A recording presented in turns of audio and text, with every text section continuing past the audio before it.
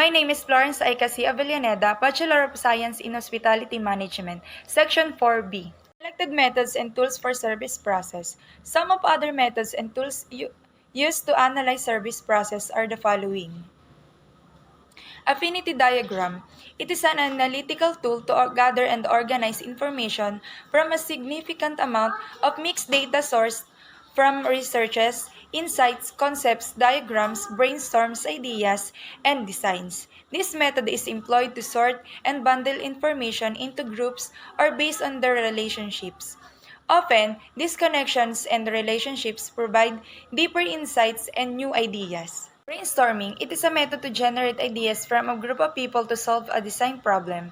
Under the direction of a facilitator, member of the group contribute ideas freely to cover as many areas as possible in search of best possible design. Rough ideas contributed by the participants are gathered and refined to determine solutions. Character profiles. These supplement the understanding and appreciation of designer by providing pattern or trends about service users. Knowing the profile would also help in justifying the innovations and improvements designed for the clients.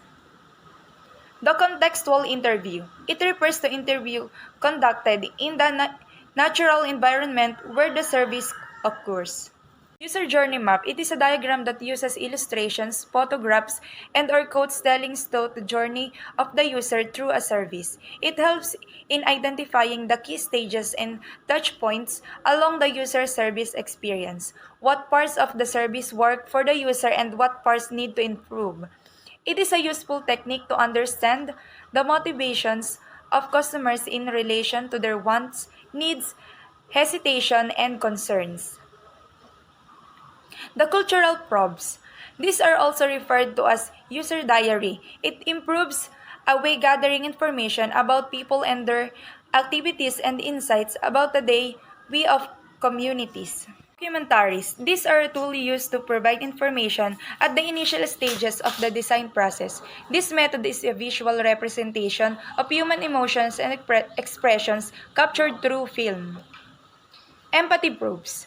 These are a tool for design that considers what the users are thinking and feeling more than what they are doing and saying. The ethnographic user research is a tool used to support a deeper understanding of the design issues for service designers. Through this research tool, the designer will be able to establish what motivates the user to do something and what hinders them to not do things. Experience prototype. It is a simulation of service to test new service ideas or design for a specific physical touchpoints. It seeks out whether the design is applicable to the user or identifies the area that could possibly be improved. Focus group. It is a setting of deliberately selected people who are participants of discussion about the particular topic which intends to bring out their perceptions and feedback to the design ideas. The immersion or workshop. It is also known as empathic research or role playing. A research involves herself with the study area by becoming part of it. It is a good source of information since the designer will have an actual experience with regards to emotion and social interactions with the community. Observation. It is a method that can be used to identify problems when users are interacting with the product.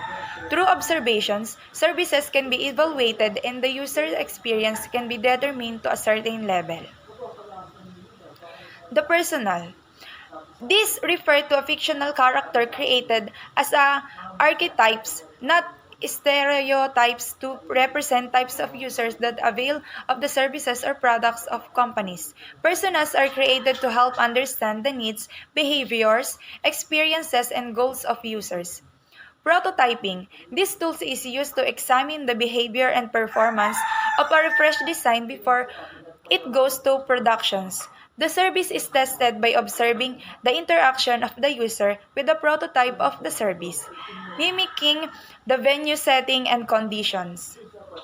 the service is actually rendered. The kinds of prototyping methods are the following: sketches and diagram. These are used to illustrate the ideas for discussions and analysis.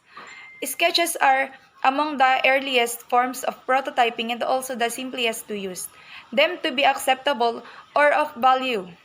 Storyboarding. This is a presentation of causes of or prototype scenario using a series of drawings or pictures to visualize a sequence of events. Building blocks prototype. Beyond the idea of having fun with building blocks as a toy, the versatility and ability to stimulate creativeness has made this toy a valuable tool in prototyping. The role play. This refers to acting out service situations where users interact with products or services. The implied condition clarifies the direction where the service's design should take, that the service really exists and then render a possible journey through its functionalities. Physical models. For design service that may require physical representation. Mock-ups can be created for testing. Material that can be used include paper, cardboard, wax, clay, and wood, among others, to build the models. The user-driven prototype.